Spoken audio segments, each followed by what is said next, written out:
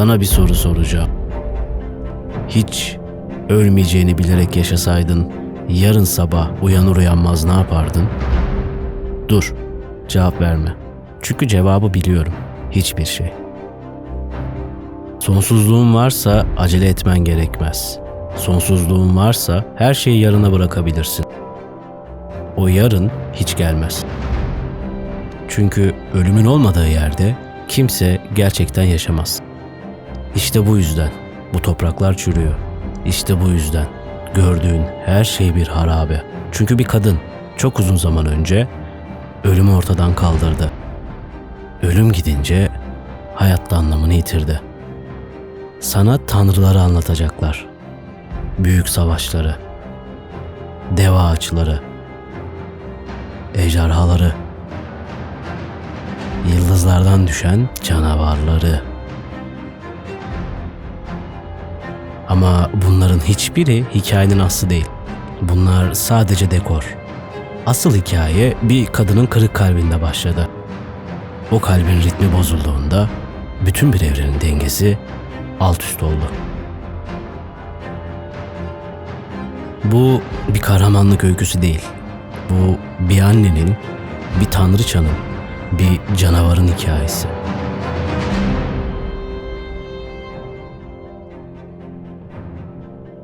Her şey bir çiçek tarlasında başladı.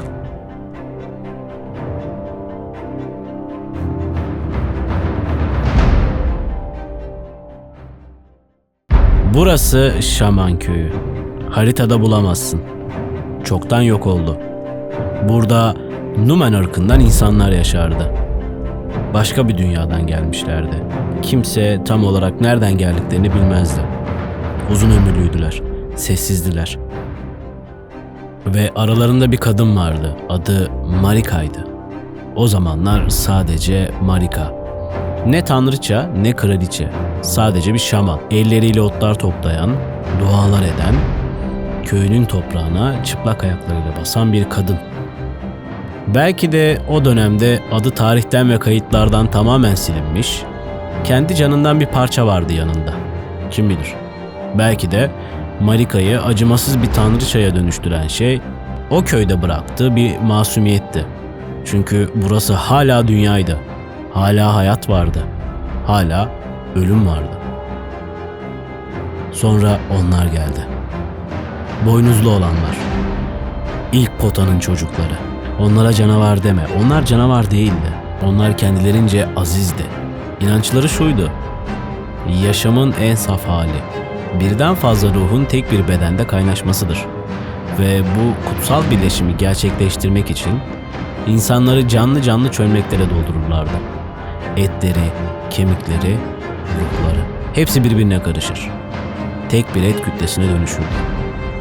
Onlar için bu sanattı, ibadetti, kutsal bir görevdi. Şimdi bir an dur ve düşün. Senin için kutsal olan bir şey bir başkası için mutlak bir dehşet olabilir mi? Hornuslar Şaman köyüne girdiğinde Marika'nın her şeyini elinden aldılar. Annesini, babasını, komşularını, arkadaşlarını. Hepsini canlı canlı çömleklere doldurdular. Çömleklerin içinden çığlıklar yükseldi. Hornuslar bu çığlıkları kutsal birleşimin korosu diye andı. Marika'yı öldürmediler. Nedenini kimse bilmez. Belki de yüce irade çoktan gözünü ona dikmişti. Marika, köyünün külleri arasında diz çöktü. O anda kalbinde bir şey koptu. Bir sinir, bir bağ, bir insanlık parçası. Geriye kalan topraklarda bir daha asla iyileşmeyecek şekilde koptu. O gün Marika'nın içinde iki şey öldü. Geçmişi ve şefkati.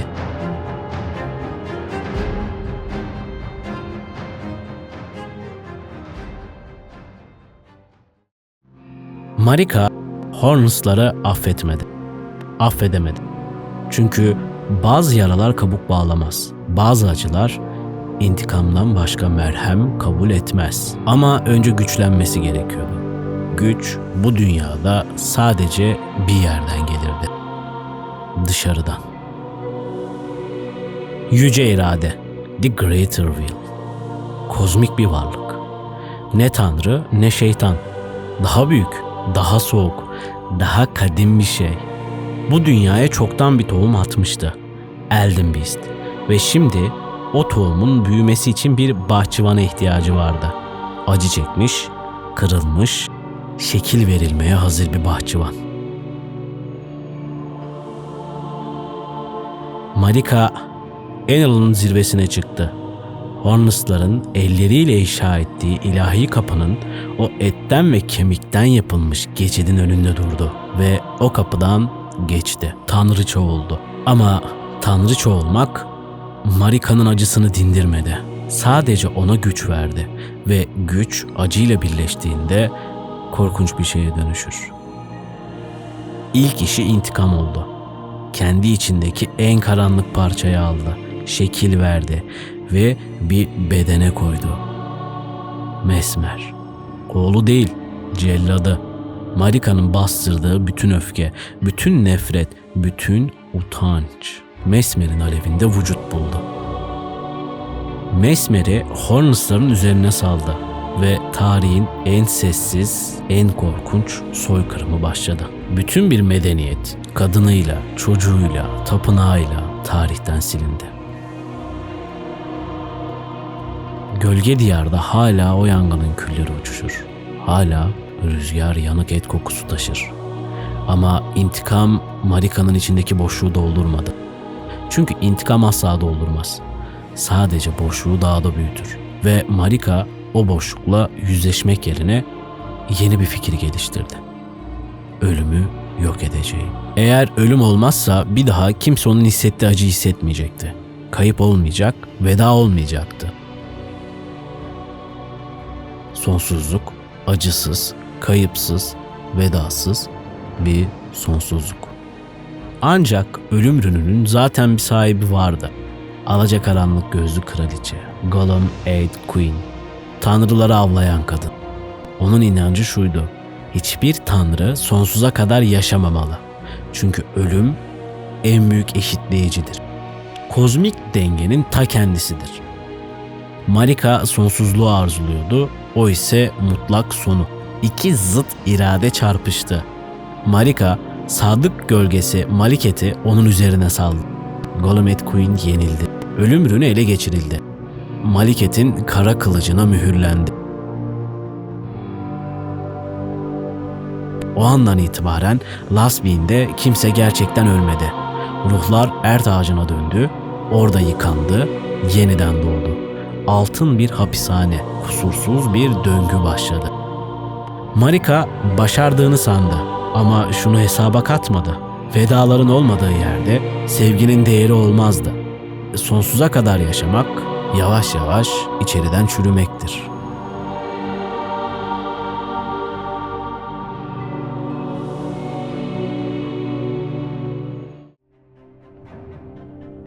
Marika'nın bu yeni düzeni koruyacak kaba, güçlü ve sorgulanmayan bir ele ihtiyacı vardı. Savaş Lordu Haralox'u seçti. Ona altın bir zırh giydirdi. Sırtına kan arzusunu bastıran dev bir aslanı, Seros'u bağladı ve adını Godfrey koydu. İlk Elden Lord'u. Godfrey onun için dünyayı fethetti. Devleri katletti, ejderhaları yendi. Düşman bırakmadı ama her zaferin ardından Marika tahtında biraz daha yalnız, gözleri biraz daha boş kaldı. Çünkü hiçbir zafer, hiçbir ünvan ruhundaki o ilk yaraya dokunamıyordu. Marika'nın Godfrey'den 3 çocuğu oldu. Altın çocuk Godwyn, herkesin sevdiği, umut vadeden varis ve ikizler Morgan ve Mo. Ama ikizler Omen'de olmuştu. Vücutlarında boynuzlar vardı. İlk potanın izlerini taşıyorlardı. Marika onlara baktığında kendi çocuklarını değil, Hornus'ların hayaletini gördü. O boynuzlar ona katliamı, çömlekleri, çığlıkları hatırlatıyordu. Marika kendi bebeklerini Lindon'un altındaki o karanlık kanalizasyonlara attırdı. Bunu yaparken canı yanmadı. Çünkü hissetme yetisini çoktan kaybetmişti. Şaman köyünde o çığlıklarla birlikte Marika'nın kalbi de ölmüştü. Geriye sadece sistem kalmıştı ve sistem kusurları kabul etmezdi. Yıllar geçti, savaşacak düşman kalmadı. Godfrey'in gözlerindeki Grace, Marika'nın bir kararıyla söndü. Herkes bunu bir ceza sandı. Oysa Marika, sistemin bir gün çökeceğini çoktan hesaplamıştı.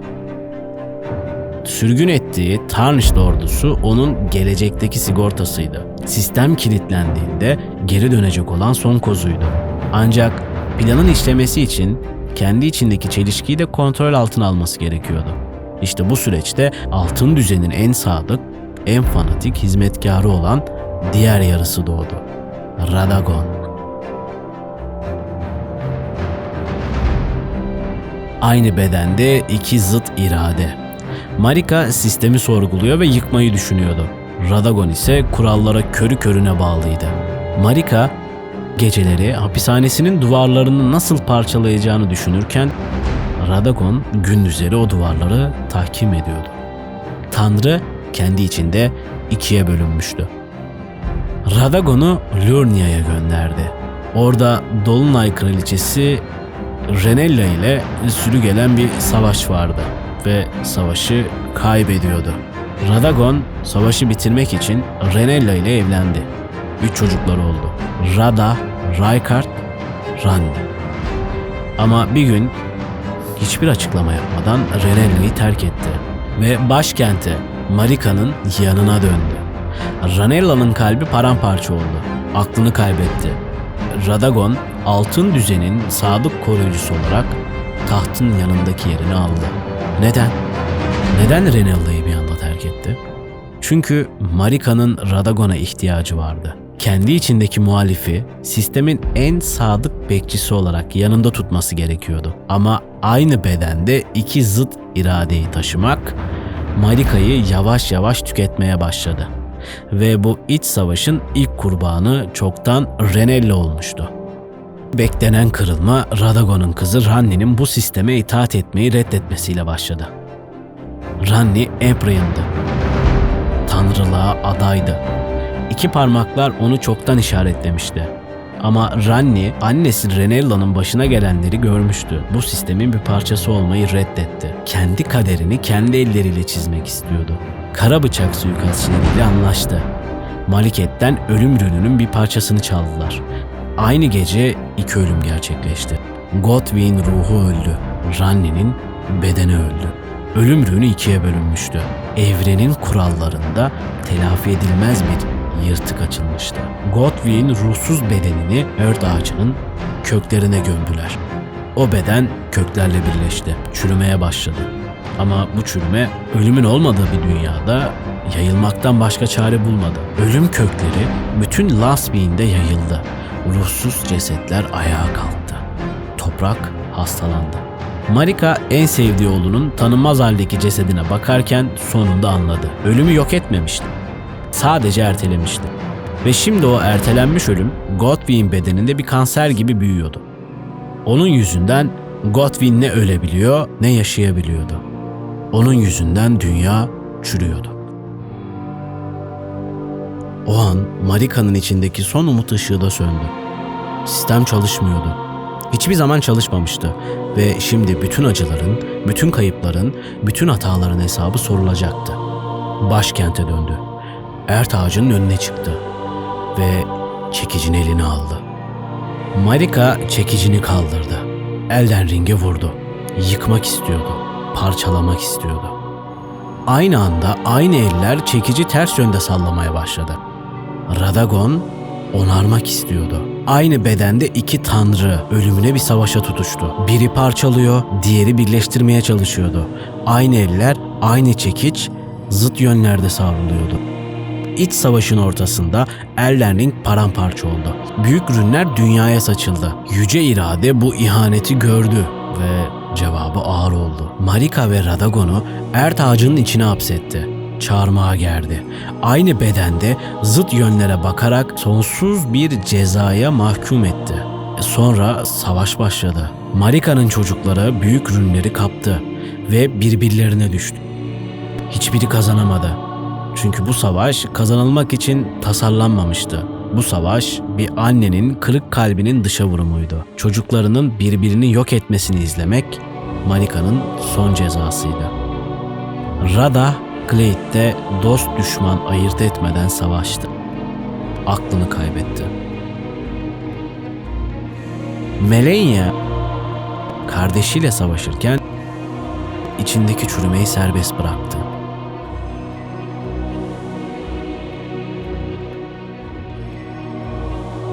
Rykard kendini bir yılana yedirdi. Mog, Mikaela'yı çaldı. Kendi karanlık hanedanını kurdu. Ve Morgoth, kendisini doğar doğmaz kanalizasyona fırlatan, onu hiç sevmeyen bir annenin boş tahtını ölene kadar savundu. Belki de tek istediği o altın düzenin ona bir kez olsun evlat demesiydi. Bunu asla duyamadı.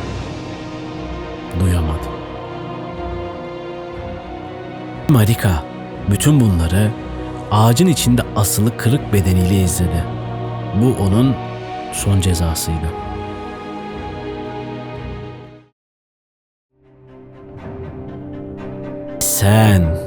Sen bir hiçtin. Öldün. Yabancı topraklarda amaçsızca can verdin. Ve şimdi buradasın. Farkında değilsin. Ama sen Marika'nın 100 yıllar önce planladığı o son kozsun. Kurduğu sistem kilitlendiğinde geri dönecek olan sigortasın. Onun reset tuşusun. Yarı tanrıları öldürdün. Ürünleri topladın. Ağacı yaktın.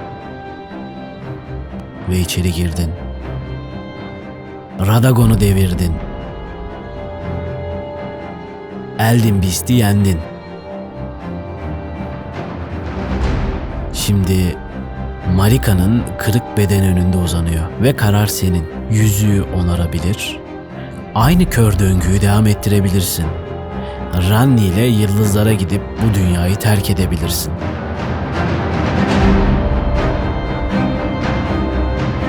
Ya da her şeyi yakıp yıkabilirsin.